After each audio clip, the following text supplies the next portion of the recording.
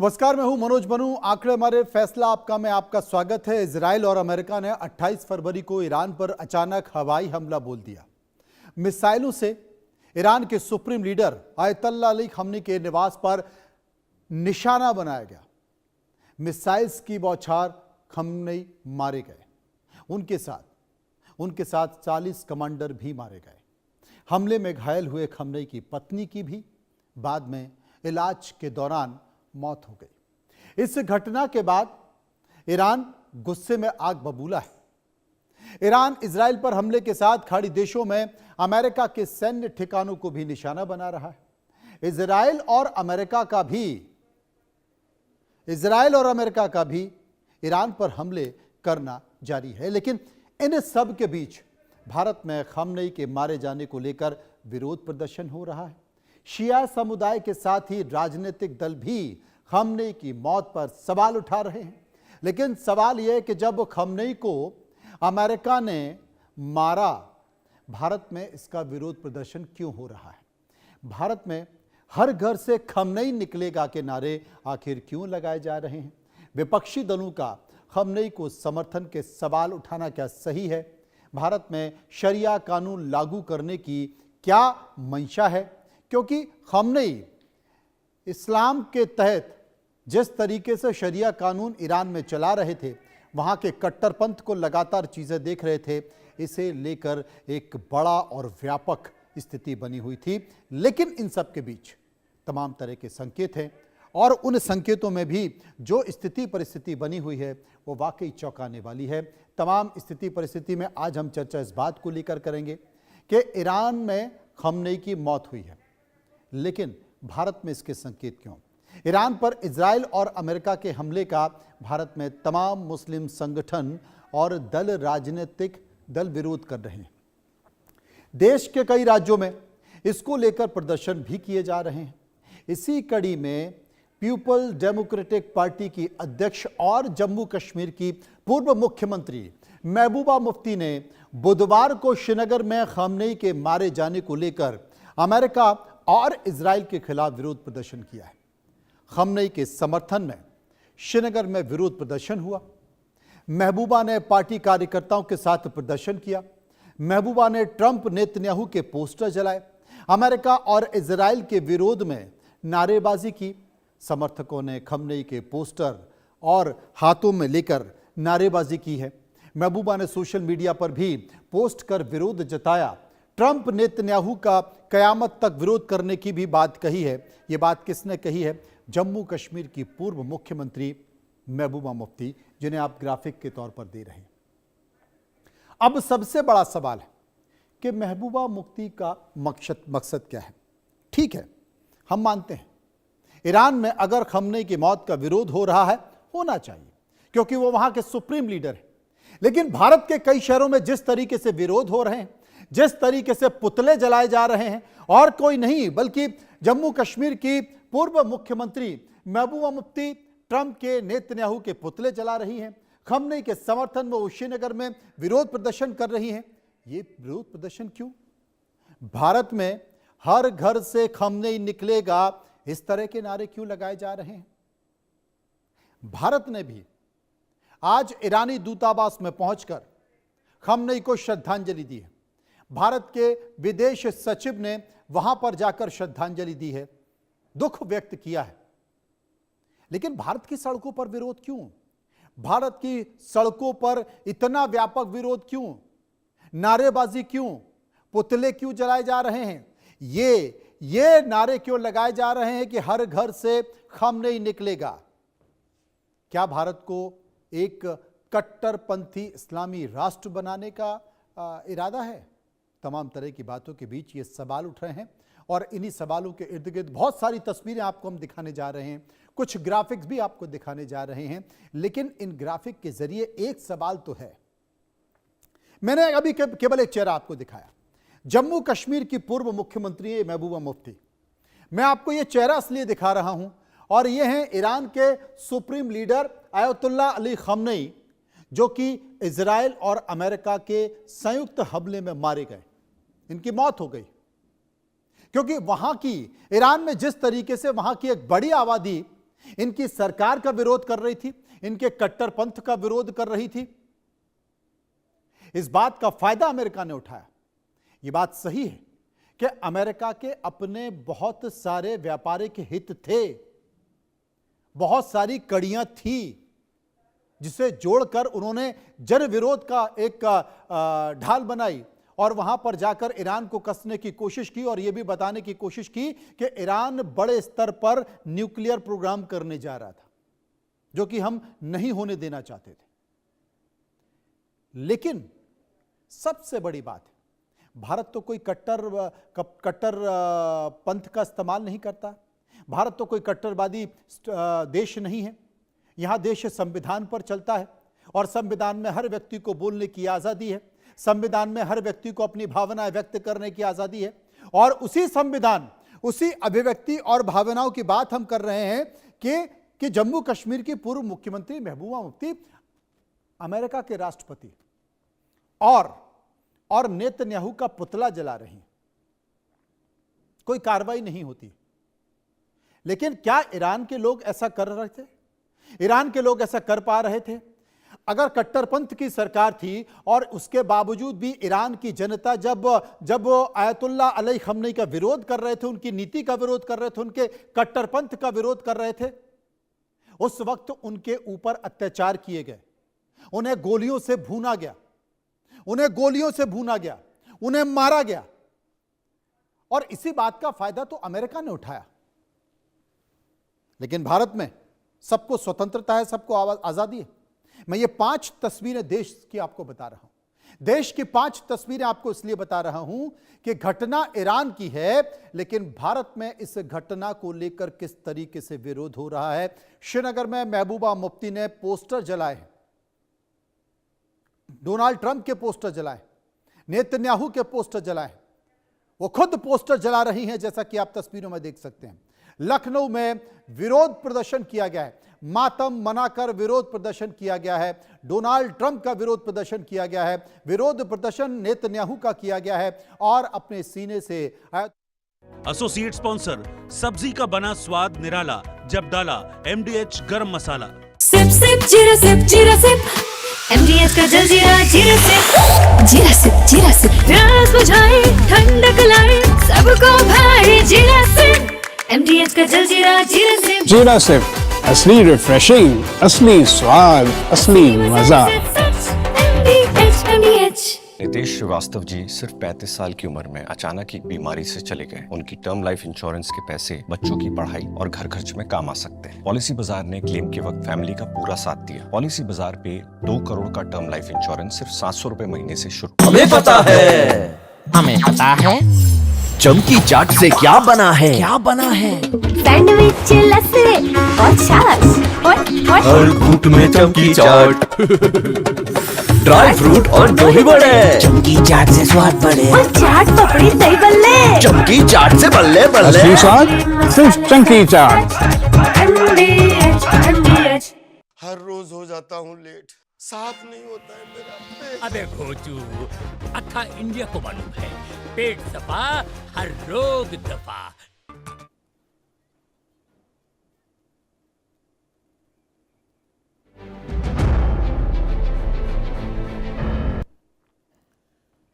Good evening, नमस्कार, बहुत बहुत स्वागत है। मैं हूं अमित सिंह, आप देख रहे हैं इंडिया न्यूज पर। हमारा वॉर स्पेशल पूरी डिटेल लेकर हाजिर है। ईरान में क्या कुछ हो रहा है, इजराइल कैसे जवाब दे रहा है, अमेरिका के सीनेट में ईरान जंग को लेकर क्या फैसला आया, हर बड़ी खबर से आपको वाकिफ कराएंगे। लेकिन इस बीच ईरान की सत्ता में एक और बड़ा ऐतिहासिक बदलाव हुआ है।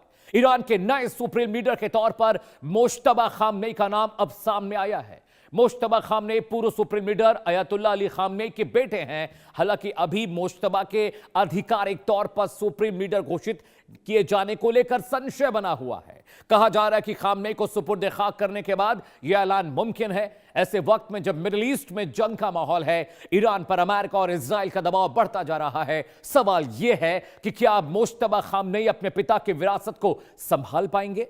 क्या वो ईरान को इस संघर्ष में जीत दिला पाएंगे? ये डिटेल आपको बताने जा रहे हैं। ईरान की सियासत को लेकर अब तक का सबसे बड़ा अपडेट आपकी स्क्रीन पर हम रखेंगे। मुश्तबा की जिंदगी को लेकर लगातार सवाल उठते रहे, क्या वो जीवित हैं या वो मर गए, लेकिन अब बड़ी खबर आ रही है कि अब खामनेई के सुपुर्द खाक किए जाने के बाद इस पर फैसला आ सकता है। मुश्तबा को लेकर सवाल खड़े हो रहे हैं, क्या मुश्तबा खामनेई एक मजबूत नेता बनकर उभरेंगे?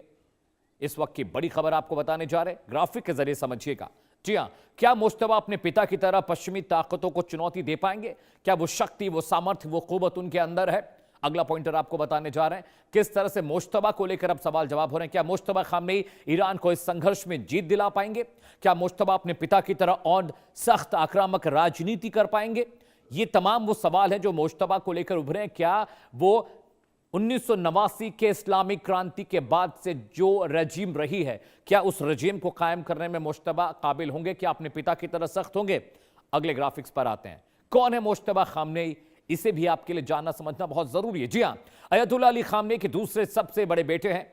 18 सितंबर 1969 को मशहूर शहर में इनका जन्म हुआ था। मौजूदा उनकी उम्र लगभग 56 साल बताई जा रही है, 56-57 साल के हैं। मुश्तबा खामनेई एक शिया धर्मगुरु हैं। मुश्तबा ने ईरान के पवित्र शहर क़ूम के मदरसे में पढ़ाई की है। इस्लामिक रिवोल्यूशनरी गार्ड कोर से उनके करीबी ताल्लुकात रहे हैं। मुश्तबा ने कभी भी निर्वाचित या औपचारिक सरकारी पद ग्रहण नहीं किया। मुश्तबा का व्यवस्था के भीतर पर्दे के पीछे से काफी प्रभाव भूमिका रही है। ईरान इराक जंग में उन्होंने ईरानी सशस्त्र बलों से सेवा की थी। 2019 में अमेरिकी वित्त विभाग ने उन पर प्रतिबंध लगा दिया था। मुश्तबा ने अपने पिता की ओर से आधिकारिक तौर पर काम किया था। तो देखिए, बहुत सारी प्रॉपर्टीज, रियल एस्टेट में बहुत इन्वेस्टमेंट है मुश्तबा का। अमेरिका, ब्रिटेन, यूरोप के अलग अलग इलाकों में इन्होंने इन्वेस्टमेंट कर रखी है। बड़ा सवाल यही है, क्या मुश्तबा अब अपने पिता की जगह ले पाएंगे? एक बड़ा पैनल मेरे साथ जुड़ रहा है, उनके जरिए इस पूरे मामले को समझने जानने की हम कोशिश करेंगे। स्वागत कीजिए कर्नल गोपाल सिंह साहब का, डिफेंस एक्सपर्ट हैं। अरविंद सिंह तेजावत साहब मेरे साथ हैं, विदेशी मामलों के जानकार हैं, फॉरेन अफेयर्स एक्सपर्ट हैं, इनका भी स्वागत कीजिए। सर, सबसे पहले मैं आपके पास आता हूं। गोपाल सिंह जी, अभी तक ये खबर आ रही थी कि पता नहीं जीवित भी हैं कि नहीं मुश्तबा। अब सवाल ये उठ रहा है कि अपने पिता की तरह सख्ती कर पाएंगे? 30-40 साल जैसे पिता उनके वहां पर अपने रेजिम को चलाते रहे, क्या मुश्तबा उतने काबिल हैं? आपकी एनालिसिस क्या कहती है सर? नमस्कार। देखिए, जो आप कह रहे हैं कि जिस प्रकार से पिता ने अपने बच्चों को जिस तालीम से लेकर के यहाँ तक लाए हैं और पूरे गुण अपने पूरे इनके बच्चों के, तीनों अपने पुत्रों के अंदर दिए हैं, जो ये बीच वाले पुत्र हैं, और इनके ऊपर विश्वास IRGF का भी है, और इसी वजह से उनको अपने पिता की जगह पर लाया जा रहा है। तो ये कहना कि ये काबिल होंगे या नहीं होंगे, ये तो आने वाला समय बताएगा। लेकिन क्योंकि इनके अंदर वो काबिलियत अब तक है, जो अपने पिता की तरह ये काम करते आए थे, और अभी आगे यानी इन्होंने IRGF में भी काम किया है, और तमाम यानी वैसे कोई पद नहीं लिया, लेकिन उसके बावजूद भी पूरी तरह से अपने पिता के साथ में खड़े होकर के काम करते रहे हैं। तो यानी पूरे गुण तो हैं ही, लेकिन क्या जो उनकी आम जनता है, IRGF है, या बाकी जितने पर भी देशवासी हैं, इनको यानी किस प्रकार से ये यानी नई पीढ़ी को लेते हैं, जब ये सही पूरे रूप में अपने कार्यरत होंगे, और उसके बाद में क्या एक्शन लेंगे। लेकिन जिस प्रकार से पहले ईरान ने बार बार कहा है कि हम लास्ट मैन लास्ट राउंड तक लड़ेंगे, तो क्या मुश्तबा खामनेई भी उसी कदम पर चल?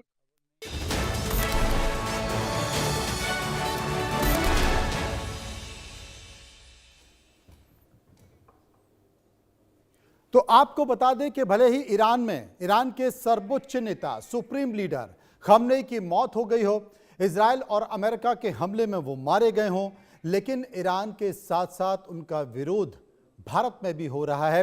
भारत के कई शहरों में विरोध हो रहा है। तस्वीरों के जरिए हमने आपको बताया कि चाहे वो जम्मू कश्मीर हो या फिर लखनऊ हो या देश के कई ऐसे शहर हों, लोग बड़ी मात्रा में घरों से निकलकर विरोध कर रहे हैं और नारे लगा रहे हैं कि हर घर से खामनेई निकलेगा। क्यों?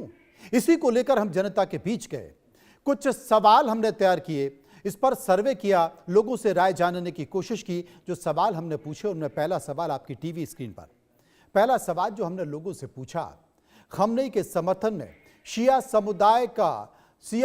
समुदाय का लगाया नारा हर घर से निकलेगा खamenei का मतलब क्या है? 15% लोगों ने कहा ईरान के समर्थन में नारा लगाया गया है। 23% लोगों ने कहा अमेरिका का विरोध हो रहा है।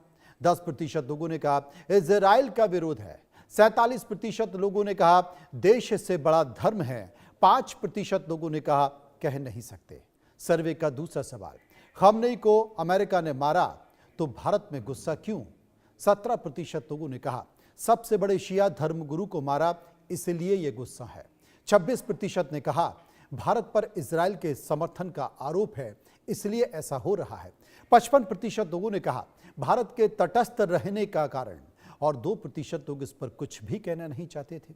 सर्वे का एक और सवाल जो हमने लोगों से पूछा, खamenei के समर्थन में महबूबा मुफ्ती भारत में ट्रंप नेतन्याहू के पोस्टर जलाकर आखिर क्या संदेश देना चाहती हैं? 26% लोगों ने कहा ईरान का समर्थन कर रही हैं।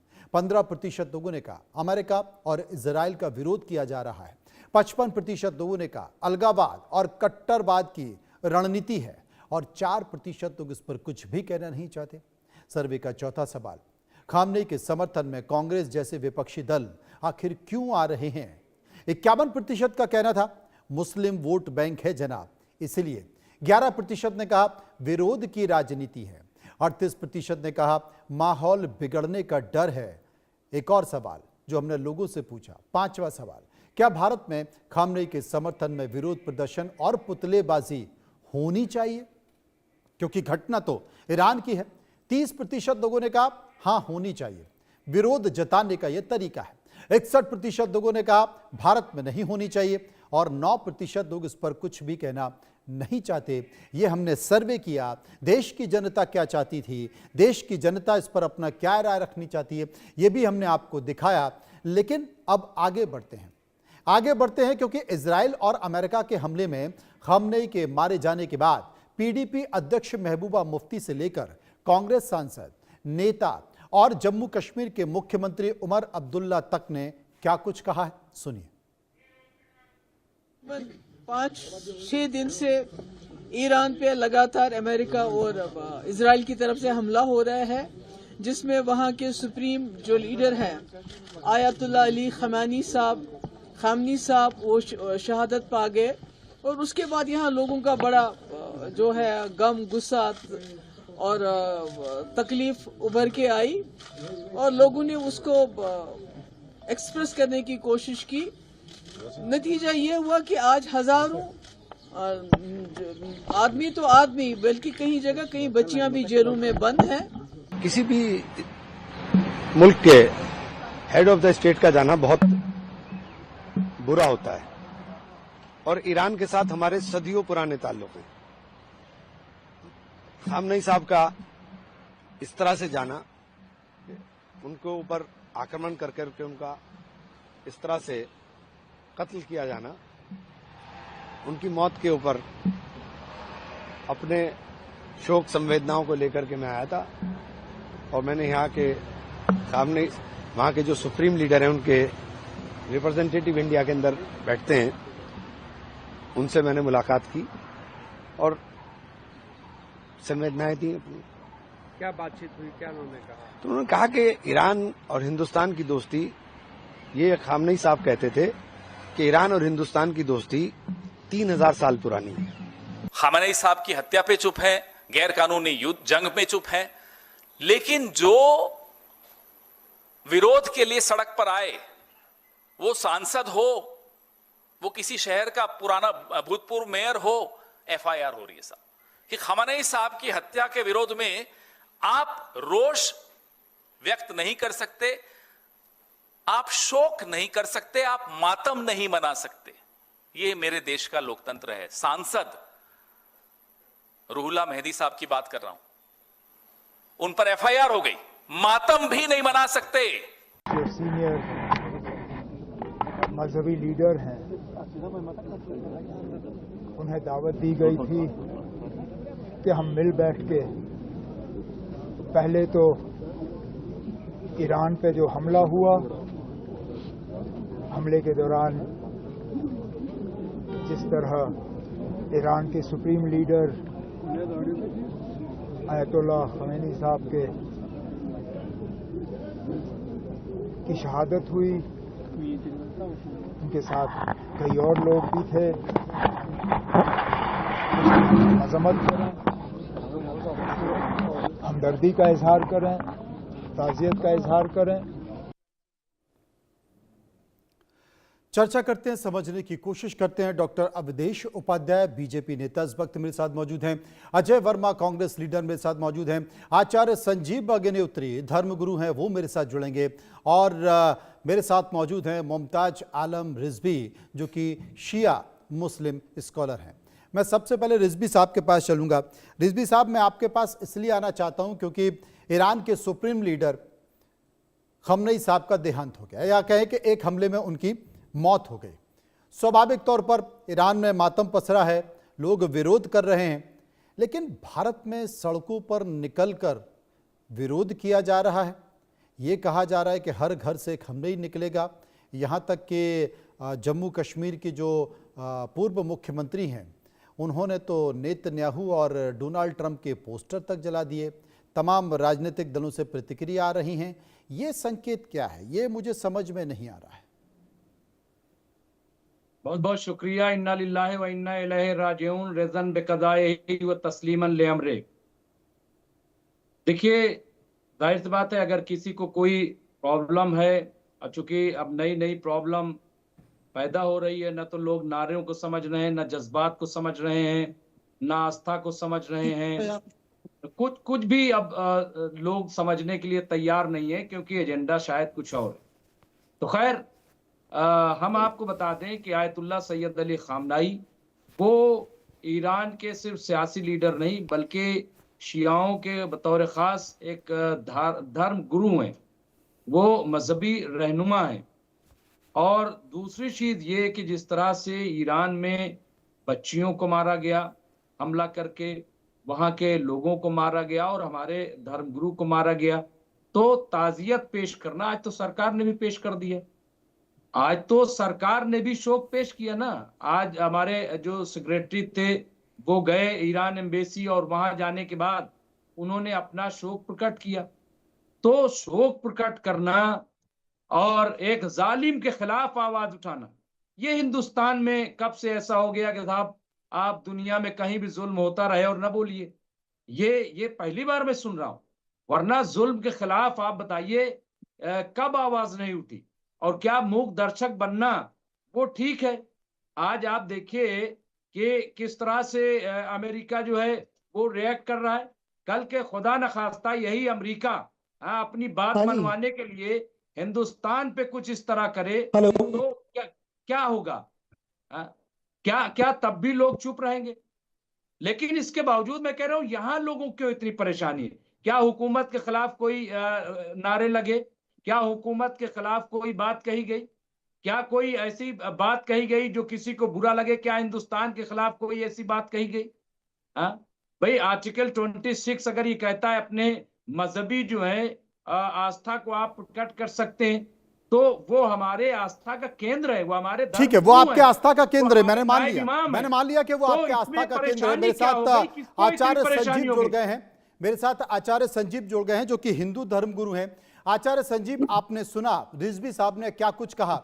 मैं इसलिए ये जानना चाहता था कि भारत के अगर शहरों में, भारत की अगर सड़कों में उनके समर्थन में, खमनेई के समर्थन में इस तरह की चीजें हो रही हैं, तो फिर एक सवाल मेरे जहन में था। एक सवाल मेरे जहन में इसलिए था कि अभी हाल ही में जो शंकराचार्य हैं, अभी मुक्तेश्वरानंद, उन्हें सड़कों से खदेड़ा गया, उनके ऊपर एक केस लगा, वो काफी प्रताड़ित हुए, दुखी भी हुए। मैंने एक भी हिंदू को सड़कों पर नहीं देखा, किसी भी हिंदू को मैंने सड़कों पर नहीं देखा, विरोध प्रदर्शन करते नहीं देखा, उनके समर्थन में किसी को नहीं देखा। तो जनाब, मुझे लगता है कि रिजवी साहब और रिजवी साहब की जो कौम है, उनसे सीखने की जरूरत है हिंदुओं को।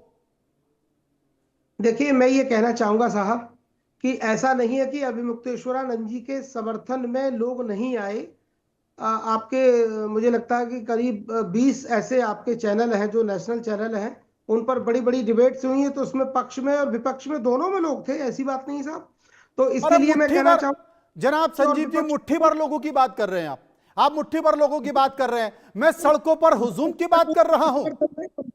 दोनों में अंतर है। क्या टीवी में बहस करके तय करेंगे, अपनी ताकत दिखाएंगे? उन्होंने देश में बहुत व्यतिक्रम किया, इसलिए उनका विरोध हुआ अब तो शिवानंद जी का। रही बात खामनेई की, अब भाई ये हमारे देश से कोई ऐसा जुड़ा हुआ मसला नहीं है, पर हमारे देश के लोग बेवजह उनका इस तरह से विरोध कर रहे हैं, तो ये एक पाकिस्तानी सोच है, ये नहीं होनी चाहिए, क्योंकि हमारे देश के किसी व्यक्ति का कोई नुकसान नहीं है, हमारे देश के किसी को कोई हताहत कोई होने की जरूरत नहीं है, लेकिन बेवजह मतलब आ बैल मोह मार एक कहावत है हिंदी साहित्य में, तो वो ये प्रदर्शन ये कर रहे हैं। अब महबूबा मुफ्ती ने कब देश का साथ दिया, भारत का साथ दिया कब? ये तो पाकिस्तानी भाषा बोलने वाली है, तो इसके लिए मैं ये विरोध प्रदर्शन यहाँ से करता हूँ। बीजेपी का तो साथ दिया था, बीजेपी का तो साथ दिया था महबूबा मुफ्ती ने, सरकार बनवाई थी, आपको याद नहीं है? क्या बात कर रहे हैं, आपके साथ नहीं दिया? सर कितनी, आलम साहब कितनी बार इन्होंने देश का विरोध किया? अरे कितनी बार की बात नहीं है, लेकिन सरकार बनवाई थी ना, भूल गए क्या? अभी बीजेपी के सरकार बताएंगे, बात छोड़िए, मुद्दे की बात पर आइए। मैं मुद्दे की बात कभी कोई मजबूरी पर नहीं हो कोई बात, लेकिन कितनी बार मजबूरी क्या चीज होती भैया? वो चुनी हुई उनका इलेक्शन कमीशन उनको इजाजत देता है चुनाव लड़ने की। उन्होंने कुछ किया, लेकिन ठीक है, लेकिन उन्होंने 99 बार तो देश का विरोध किया हमेशा कि पाकिस्तान भारत तेरे टुकड़े होंगे, और कौन रोकेगा, इस तरह की बहुत सारी बातें विरोधी बता तो हमको लगता है। मैं बोलो, आप जितने भी शब्द हैं उनको जोड़कर बता देता हूं कि आपने उनको भारत विरोधी बता दिया। अजय वर्मा मेरे साथ मौजूद है, कांग्रेस लीडर हैं। अजय जी, आपकी प्रतिक्रिया? देखिए, मैं शायद आपके उस पर नहीं आ रहा हूं। मैं पीसीआर से कहूंगा कि अजय वर्मा को एक बार स्क्रीन पर लेके आए। आप बोलिए अजय जी, आप आ रहे हैं। मनोज जी, मेरा आपको नमस्कार और सारे पैनलिस्टों को नमस्कार जी। देखिए, मुद्दा भारत एक शांति प्रिय देश है, एक लोकतांत्रिक देश है, और भारत की एक गरिमा रही है, ऋषि मुनियों का देश रहा है, और यहाँ का ये माना जाता है कि it is the best democracy in the world. यहाँ हिंदू मुस्लिम सिख ईसाई बौद्ध पारसी का संबंध है, यहाँ संबंध है मानवता का। जब मानवता के लिए चीजें घातक हो जाती हैं तो उस पर चर्चा और परिचर्चा बहुत जरूरी है। और हमारी नेता श्रीमती सोनिया गांधी जी ने इसके ऊपर एक बहुत अच्छा एक लेटर भी लिख के अपना रोष भी जताया और सरकार के लिए कुछ चेतावनी भी दी है, और उसका टाइटल था कि त्रासदी की घातक मौन स्वीकृति। वो शायद आपने पढ़ा हो, देखा हो, उसमें बहुत लंबा है, लेकिन मैं दूसरी चीज बताना चाहता हूँ। 1994 में जब वो मुस्लिम ऑर्गेनाइजेशन संगठन के 57 कंट्रियां कश्मीर के मुद्दे पर भारत के खिलाफ थी, तो खामनेई साहब अकेले थे जिन्होंने वो विरोध करके और भारत के फेवर में वो गिरवाया था, उनके खिलाफ चल रहा था।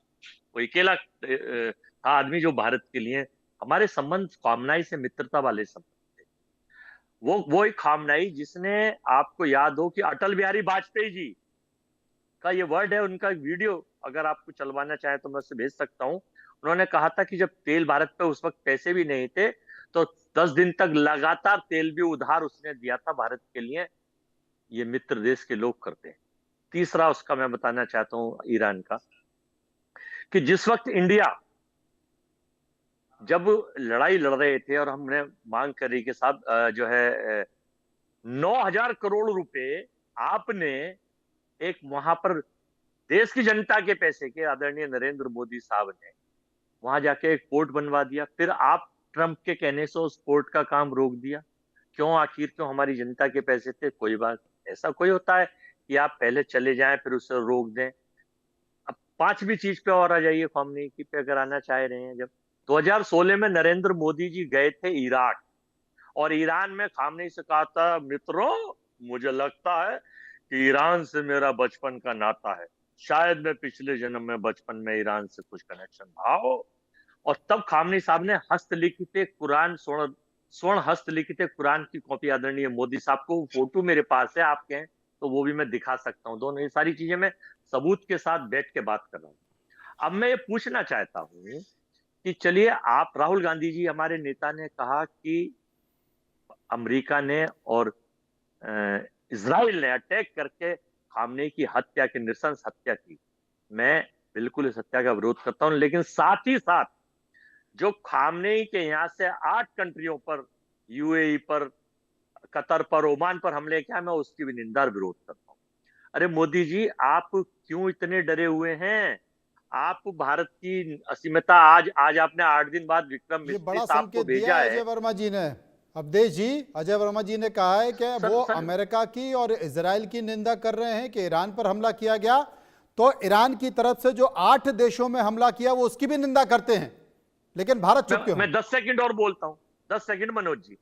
मैं फाइनली ये कहना चाहता हूं कि देखिए, बहुत अच्छे लोग हैं देश के, हिंदू, मुस्लिम, सिख, ईसाई, बौद्ध, पारसी। विरोध करने का अधिकार तो किसी इस तरह की मौत पर हिंदुस्तान में नहीं, संसार में सबको है। आपको पता होना चाहिए कि आपकी जल नीति क्या है। मैं इसको भी बता देना चाहता हूं। जी। जो ये ईरान ने, अभी आपने देखा होगा कि चाइना, रशिया और कई सारी कंट्री जो है, मैं कह रहा हूं कि अजय जी जल नीति को अगली बार ले लें, अभी आपके सवालों की नीति पर जवाब ले लेते हैं अवधेश जी का। चलिए ठीक है। तो बस मैं कह दूं कि ये जो हो रहा है, विक्रम मिस्त्री को या तो पहले दिन भेजते, और नहीं, बिल्कुल नहीं भेजते। इसका मतलब क्या है? सरेंडर और कंप्रोमाइज में आपने एक कड़ी और बढ़ा। अजय वर्मा जी ने जो कह दिया है उस नीति पर आपका क्या कहना है? देखिए मनोज जी, जिस प्रकार से मैंने अभी सुना अजय वर्मा जी को, मुमताज जी को, मैं एक बात पूछना चाह रहा हूँ। ये बार बार जो खैमनेई की बात कर रहे हैं, भाई खैमनेई जो मरे हैं वो कहाँ मरे हैं? ईरान में मरे हैं।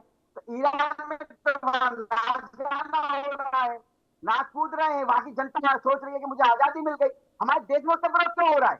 हमारे देशों से क्या संबंध है? एक बार बताइए, खैमनेई को मारा किसने? भारत। अरे आपका नेटवर्क ही ठीक नहीं आ रहा है। नहीं, इजराइल और अमेरिका ने मिलकर मारा। अवधेश जी, आपका नेटवर्क ही ठीक नहीं आ रहा है, आवाज भी गड़बड़ा जा रही है और फ्रेम भी गड़बड़ा जा रहा है। एक्चुअली में ये निंदनीय बात कर रहे हैं, तो इनसे टीवी भी आवाज आ रही है मनोज जी? बहुत ही ज्यादा, बहुत ही काबिले मजम्मत बात कर रहे हैं। अजय और जी बता रहा हूँ, कुछ भी पता नहीं चाहिए। अजय जी, आप बीजेपी के मनोज जी आवाज आ रही है? और बीजेपी इस वक्त इख्तदार में है, आपको बहुत सोच समझ के बोलना चाहिए। वही सैयद अली खामनाई साहब हैं जिससे मुलाकात करने के लिए वजीर आजम गए थे, हमारे वजीर आजम गए थे, उनके पहलू में बैठे थे, उनसे बातें की थी। और आज भी हुकूमत ने ताजियत पेश की है। किसको ताजियत पेश की जाती है? किसको शोक संदेश भेजा जाता है? आप बताइए, आप तर्जुमान है ना बीजेपी के, तो कम से कम अपनी जो चीजें देख लीजिए ना। मैं बोल रहा हूँ, मैं आपके बीच में बोला था, थोड़ी मर्यादा रखे डिबेट। यहाँ पर युद्ध नहीं चल रहा है ईरान इजराइल का, यहाँ डिबेट चल रही है, चर्चा चल रही है, साथ तक चर्चा करिए आप, अगर करनी है तो। नहीं, अवधेश जी, आपका फ्रेम ठीक नहीं आ रहा है, लगता है कि आपके कनेक्शन में कुछ गड़बड़ हो रही है, आपका फ्रेम ठीक नहीं आ रहा है। तो ईरान में खैमनेई के मरने के बाद वहां की जनता जिस तरह से जश्न मना रही है, उस पर भी 2 शब्द बोलिए। कौन है वो लोग भाई? कहाँ जश्न मना रही है? अरब देशों पर कहाँ जश्न मना रही है? ईरान ने जो अरब देशों पर हमला किया है वो क्या था भाई? मुझे कुछ लोगों ने ये बताया है कि वो कुछ लोग उसमें बीजेपी माइंडेड लोग हैं जो जश्न की फोटो भेज रहे हैं। मुस्लिम नहीं कहते हैं।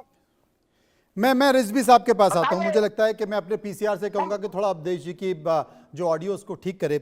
रिजवी साहब, जो विरोध प्रदर्शन किया जा रहा है, क्योंकि निश्चित तौर पर वो आपके धार्मिक नेता भी थे, विरोध प्रदर्शन किया जा रहा है, मुझे उसमें कोई आपत्ति नहीं है।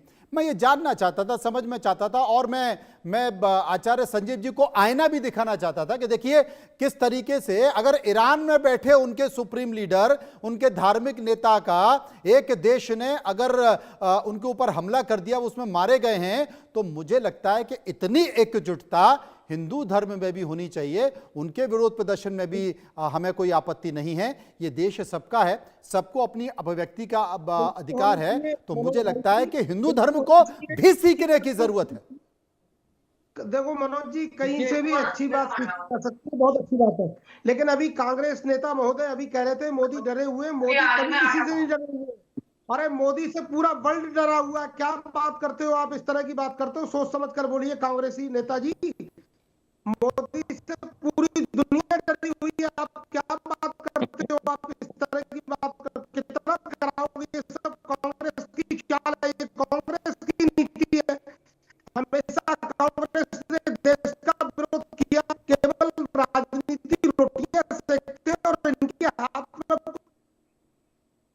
आचार्य संजीव जी, आपके भी नेटवर्क में दिक्कत है। पीसीआर से मैं कहूँगा भाई संजीव जी की आवाज़ तो कम से कम ठीक करें, उनकी आवाज़ साफ आ पाए। अजय जी सुना अवधेश जी ने क्या कहा, संजीव जी ने क्या कहा? देखिए, जो गलत बोलेगा कुदरत भी उसके खिलाफ है। ये तो न्याय, नैसर्गिक न्याय है, नैसर्गिक न्याय। इंटरनेट अभी झूठ देखिए, नहीं देखिए, तो नैसर्गिक न्याय है। अब ये चश्मा लगा के बीजेपी का नाम लिखते हैं आचार्य, सुनिए, नाम लिखते हैं आचार्य, चश्मा भाजपा का चढ़ा के आते हैं। अब वो आशुतोष नाम लिखते हैं ब्रह्मचारी, और कई बलात्कारों में और कई महिलाओं के साथ, तो ये शर्मिंदा और करते हैं सनातन को। ऐसे शर्मिंदा करने वाले लोग, आप कुछ भी बात कर सकते हैं। मैं ये कहना चाहूंगा कि जहां पर देश की अस्मिता का सवाल है, देश के प्रधानमंत्री वैसे तो कहते हैं हम विश्व गुरु हैं, और वैसे हम चौथी अर्थव्यवस्था बनने जाते हैं, और आपका व्यवहार 196 कंट्री में से जो लास्ट कंट्री है उस जैसा भी नहीं। अरे भाई, कम से कम मानवीय संवेदना है, मानवता, इंटरनेशनल पॉलिटिक्स, आपके रिश्ते आपको अभी पता नहीं है। ये जो हॉर्मेज स्टेट जो जलडमरू मार गए, आपको याद होना चाहिए कि इसके बारे में थोड़ी जानकारी देश के लोगों को भी है नहीं। है जो हॉर्मेज जलडमरू से गुजरने वाले जहाज वैश्विक तेल आपूर्ति का लगभग 5वां हिस्सा ले जाते हैं। यह लगभग 2 करोड़ बैरल प्रतिदिन है। तो जब यहाँ पर रोक लगा दी गई है और वहां केवल चाइना वाले जाएंगे आपके साथ, तो जब चाइनीज वाले आपके सब पास जाएंगे, तो भारत में आपको पता है कि ट्रांसपोर्टेशन, गैस, पेट्रोल आने वाले कल में, आपको याद होना चाहिए मनोज जी, भारत के पास रिजर्व 70 दिन का तेल का होना चाहिए था, लेकिन दुर्भाग्य कहिए या सरकार की गलत नीति कहिए, केवल 25 दिन का, ये मैं नहीं कह रहा, आप डाल के देखें, 25 दिन सरकार के आंकड़े बता रहा हूं, 25 दिन का ही तेल रिजर्व था, और 25 दिन में से भी आज 6 दिन गुजर गए हैं। या तो आपको 40% महंगा तेल खरीदना पड़ेगा, वो जनता का और हमारा टैक्स का पैसा फिर हमारा जाएगा, कैसे क्या करेंगे।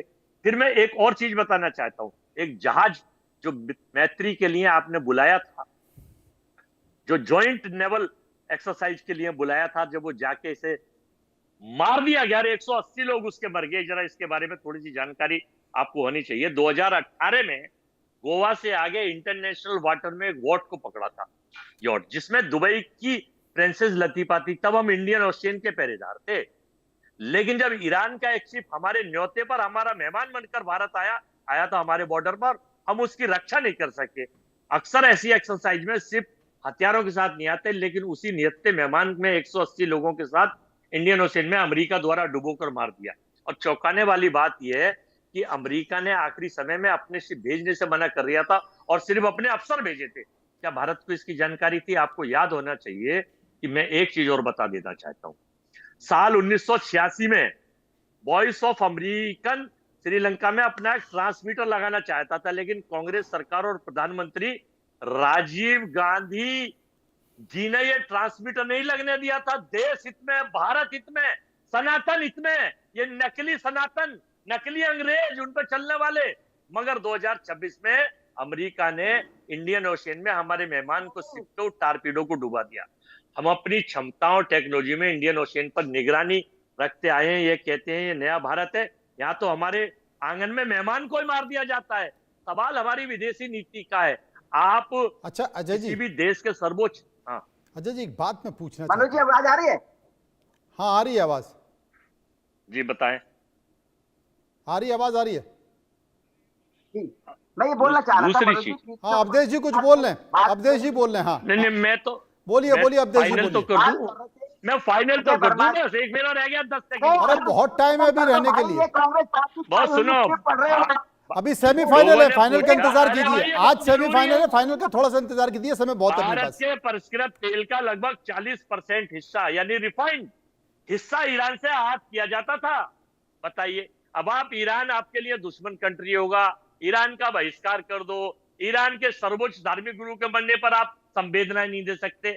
आपकी मानवीय संवेदनाएं हम ये पूछना चाहते हैं। आप विश्व गुरु हैं, विश्व गुरु ऐसे कोई बना जाता है? भाई मोदी हैं आप, लेकिन आप कंप्रोमाइज और सरेंडर हो रहे हैं, फिर आप डर रहे हैं। अवधेश जी आ गए, अवधेश जी खरीदेंगे, अवधेश जी कुछ कह रहे हैं। रशिया से आप तेल कैसे खरीदेंगे?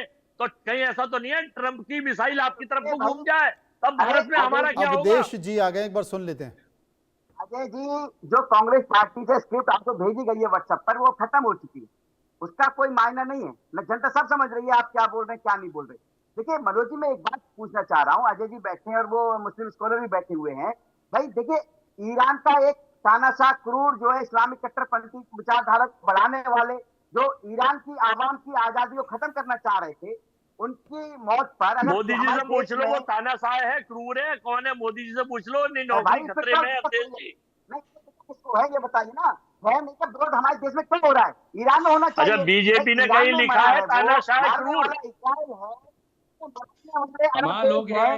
उसका हमारे देश में क्यों हो रहा है? बागी है बीजेपी के बागी। पहली बात। दूसरी बात, अरे दूसरी बात, अरे भाई दूसरी बात मनोज जी, बीजेपी ने कहीं लिखा है तानाशाह क्रूर और हत्यारा शासक, इसका मतलब रिबेल है। It is the BJP rebel. Ajay ji सुनिए, ऐसे डिबेट नहीं होती। आप तो बड़े वरिष्ठ प्रवक्ता हैं। देखिए, आप कह रहे थे संवेदनाएं व्यक्त नहीं की। 2011 की आपको याद दिला दूं, आप ही की सरकार थी, ठीक है, जब आपका नाटो में बम ब्लास्ट हुआ था। नाटो में बम ब्लास्ट हुए थे 2011 में। उस समय लीबिया का तानाशाह गद्दाफी मारा गया था, जिससे हमारे भारत के उस समय बहुत अच्छे संबंध थे, लेकिन कांग्रेस पार्टी चुप थी, मौन थी। एक भी संवेदना उनकी व्यक्त नहीं की गई थी उनके द्वारा, कांग्रेस के नेताओं के द्वारा। 2011 की बात है, देख लीजिए आप। अगर मैं गलत हूं मनोज जी, आप बताइए। 2011 का केस है ये, आप बताइए अजय जी, यदि ऐसा किसी कांग्रेस पार्टी की संवेदना व्यक्त की हो तो आप बताइए। नहीं की गई। क्यों? क्योंकि आप हमेशा जो है ना, जो देश के विरोध में खड़े होते हैं, जो भारत का विरोध करते हैं, हमेशा कांग्रेस पार्टी उनका साथ देती है, इसमें कोई दोहराई नहीं है। आज आपको दुख हो रहा है, एक बार बताइए, ईरान ने 15 देशों पर हमला किया। ईरान ने 15 देशों पर हमला किया, जिसमें आप है, और देखिए आप, जोर्डन है, इराक है, बहराइन है, सीरिया है, बहुत सारे देश है, 15 देश। भाई वहां मुस्लिम नहीं रहते थे क्या? सऊदी अरब में, ओमान में, कतर में। उनका दुख तो किसी को नहीं हो रहा। लेकिन हाँ, एक जो तानाशाह था जिसने ऐसे ऐसे कानून बनाए थे ईरान में, जो वहां की बहन बेटियां नहीं चाहती थी, वो भी, भाई आजादी तो जीने की सबको है ना। अरे भैया, 165 बच्चियां मर गई बम ब्लास्ट में, स्कूल की बच्चियां, उस पर बीजेपी कुछ नहीं बोली। ईरान ने जो हमला किया है देशों पर, जिसमें मुस्लिम कंट्री भी है, अरब देश भी है, हमने, राहुल जी ने उसकी मजम्मत की है, राहुल जी ने उसके खिलाफ लिखा है। 165 बच्चियां मर गई ब्लास्ट में एक स्कूल में, आपने उससे मुंह तक नहीं खोला। भाजपा महिला विरोधी। हमारे देश से क्या मतलब है उसका, ये बताइए। हमारा क्या रिश्ता है उससे? आपका कोई रिश्ता है? बच्चों की हत्या निर्मम हो जाए, आपका केवल प्रज्वल रेवन्ना सा रिश्ता है। आपका केवल प्रज्वल रेवन्ना सा रिश्ता है, वो बलात्कारी सांसद। आपका उस बलात्कारी आसाराम बापू से रिश्ता है, आपका उस धाकड़ से रिश्ता है जो सड़क पे नंगा होता है। केवल आप चाहते हैं, जो आपकी विचारधारा है राजनीति की, जो तुष्टीकरण की राजनीति है, वही आप जो है उसी की चक्की पीट रहे हैं बार बार। इसमें वो मतलब नहीं है, मैं बता दूं आपको। रिजवी साहब हमारे साथ आ गए। रिजवी साहब, क्या कहना चाहते हैं आप? नहीं, पहली चीज तो ये कि देखिए, बीजेपी के तर्जुमान है और बीजेपी दुनिया की सबसे बड़ी पार्टी और इस वक्त इक्तदार में है, तो इनको बहुत ही सोच समझ के बोलना चाहिए। तानाशाह जो है वो कैसे कह रहे हैं, क्या उसकी बुनियाद है, तानाशाह की क्या डिफिनेशन होती है, जरा बता दें। एक मिनट रुक जाइए, जरा से रुक जाइए, कुछ नहीं जानते आप बिल्कुल जाहिल आदमी हैं और आपको स्टडी करने की जरूरत है। जहालत मत बोला कीजिए, हर जगह जाहिलाना बात नहीं की जाती है। तो सरकार ने तानाशाह को खराज अकीदत पेश किया है, शोक जो है तानाशाह को पेश किया है सरकार ने। आपको कुछ पता ही नहीं है भाई। आज शोक प्रकट किया सरकार ने, तो एक तानाशाह को शोक प्रकट किया है क्या? किससे रिश्ते हैं हमारे, किससे नहीं है रिश्ते? भाई आपको कुछ पता ही नहीं। प्यारा क्रूर शासक तानाशाह, इसका मतलब मोदी जी। हाँ मतलब मोदी जी, ये तो अवधेश जी, क्योंकि आज तो भारत, आज तो ईरान के दूतावास में भारत के विदेश सचिव भारत की तरफ से शोक व्यक्त करने पहुंचे थे, उन्होंने श्रद्धांजलि भी दी है। तो क्या एक तानाशाह को श्रद्धांजलि है जिसका जिक्र रिजवी कर रहे हैं? मनोज जी, मैं एक चीज क्लियर करना चाहता हूँ,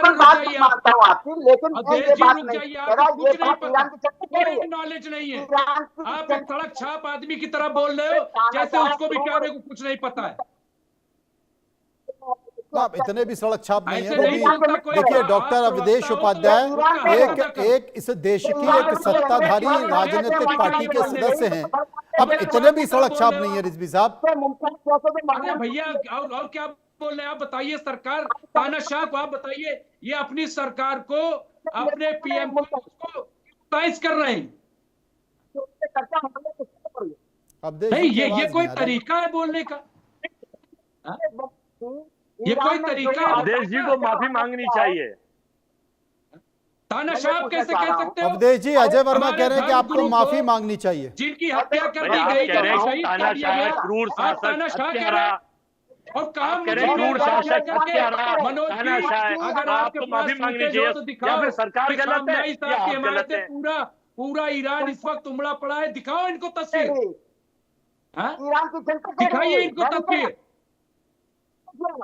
ये जा करके जरा तो स्टडी किया करो भैया। खामनेई साहब के बारे में पढ़ लो।